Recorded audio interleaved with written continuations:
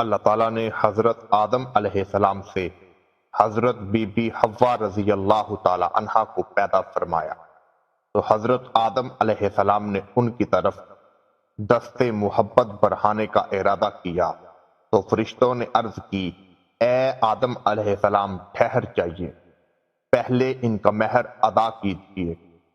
آپ علیہ السلام نے فرمایا کہ ان کا مہر کیا ہے؟ فرشتوں نے عرض کی کہ ان کا مہر یہ ہے کہ آپ ہمارے سردار محمد صلی اللہ علیہ وآلہ وسلم پر 3 مرتبہ درود بھیجیے۔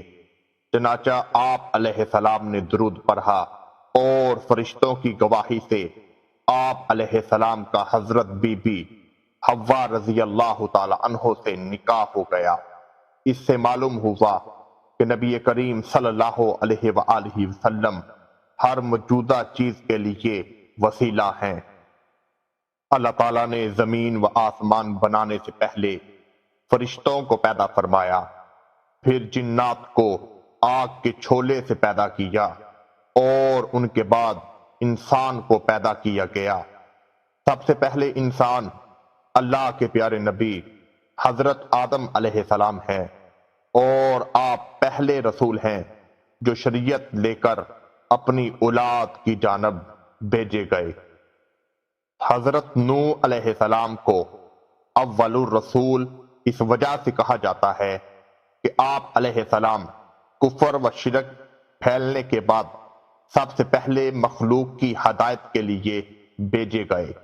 حضرت آدم علیہ السلام پہلے خلیفۃ الرسول اللہ ہیں، جیسا کہ پارہ نمبر 1 سورہ بقرہ کی آیت نمبر 30 میں اللہ تعالیٰ نے ارشاد فرمایا، وَإِذْ قَالَ رَبُّكَ لِلْمَلَائِكَةِ إِنِّي جَاعِلٌ فِي الْأَرْضِ خلیفہ، اور یاد کرو جب تمہارے رب نے فرشتوں سے فرمایا کہ میں زمین میں اپنا نائب بنانے والا ہوں۔ اور فرشتوں کو حضرت آدم علیہ السلام کی خلافت کی خبر اس لیے دی گئی کہ وہ ان کے خلیفہ بنائے جانے کی حکمت معلوم کریں اور ان پر خلیفہ کی عظمت و شان ظاہر ہو، اور ان کی پیدائش سے پہلے ہی خلیفہ کا لقب عطا کر دیا گیا اور آسمان والوں کو ان کی پیدائش کی خوشخبری دے دی گئی۔ اللہ تعالیٰ نے حضرت آدم علیہ السلام کو بغیر ماں اور باپ کے مٹی سے پیدا فرمایا۔ آپ کی پیدائش کا واقعہ کچھ یوں ہے۔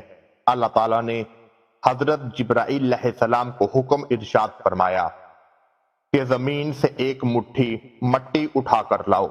حضرت جبرائیل علیہ السلام زمین سے جب مٹی اٹھانے لگے تو زمین نے آپ سے اس کا سبب پوچھا۔ آپ نے سارا واقعہ بیان کیا۔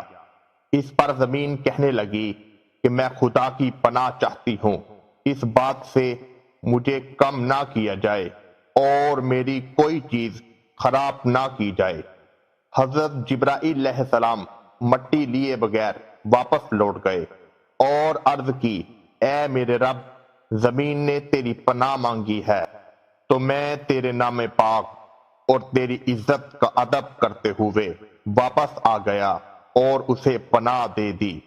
پھر اللہ تعالیٰ نے حضرت میکا علیہ السلام کو بھیجا تو انہوں نے بھی اسے پناہ دے دی اور بارگاہ الہی میں عرض کی جو حضرت جبرائیل علیہ السلام نے کی تھی۔ پھر اللہ تعالیٰ نے حضرت سفرائیل علیہ السلام کو بھیجا تو وہ بھی اسی طرح واپس لوٹ آئے۔ اللہ تعالیٰ نے حضرت عزرائیل علیہ السلام کو بھیجا۔ جب زمین نے ان سے پناہ مانگی تو انہوں نے فرمایا کہ میں اس بات سے اللہ پاک کی پناہ مانگتا ہوں اور اس کے حکم کے عمل کیے بغیر واپس چلا جاؤں۔ چنانچہ انہوں نے زمین سے مٹی لے لی تو اللہ پاک نے روح زمین پر روحیں قبض کرنے کا کام بھی حضرت عزرائیل علیہ السلام کے ذمے لگا دیا۔ ان کا نام ملک الموت یعنی موت کا فرشتہ رکھ دیا۔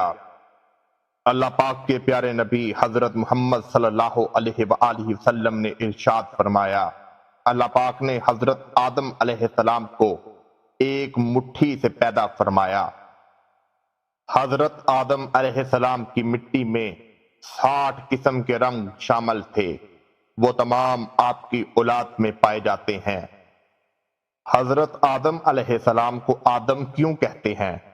حضرت عبداللہ بن عباس رضی اللہ تعالی عنہ نے ارشاد فرمایا، بے شک اللہ تعالیٰ نے آدم کو جمعے کے دن عصر کے بعد پیدا فرمایا، آپ کو عدیم الارض یعنی ظاہری زمین کی ایک مٹھی مٹی سے پیدا فرمایا، اس لیے آپ کو آدم کہتے ہیں، اور آپ کی اولاد کو آدمی یعنی آدم کہتے ہیں۔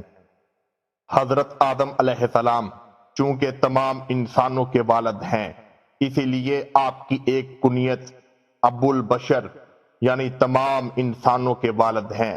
آپ علیہ السلام کی ایک کنیت ابو محمد بھی ہے، اور جنت میں یہ کنیت آپ کی ہو گئی، جیسا کہ حدیث پاک میں ہے کہ جنت میں کسی کی کنیت نہیں ہوگی سوائے حضرت آدم علیہ السلام کے، اور آپ کی عزت و تعظیم کے لیے جنت میں کنیت ابو محمد ہوگی۔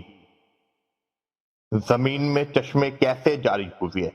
ایک روایت میں جب اللہ پاک نے حضرت آدم علیہ السلام کو پیدا فرمانے کا ارادہ کیا تو اللہ تعالیٰ نے زمین سے فرمایا کہ میں تجھ سے ایک مخلوق پیدا فرمانے لگا ہوں، جس نے میری فرما برداری کی میں اسے جنت میں داخل کروں گا، اور جس نے میری نافرمانی کی میں اسے جہنم میں ڈال دوں گا۔ زمین نے عرض کیا، اے میرے رب، کیا تو مجھ سے ایسی مخلوق بھی پیدا کرے گا جس کو تو جہنم میں ڈالے گا؟ تو اللہ پاک نے ارشاد فرمایا، ہاں، اس پر زمین اس قدر روئی کے چشمے جاری ہو گئے، اور یہ قیامت تک جاری اور ساری رہیں گے۔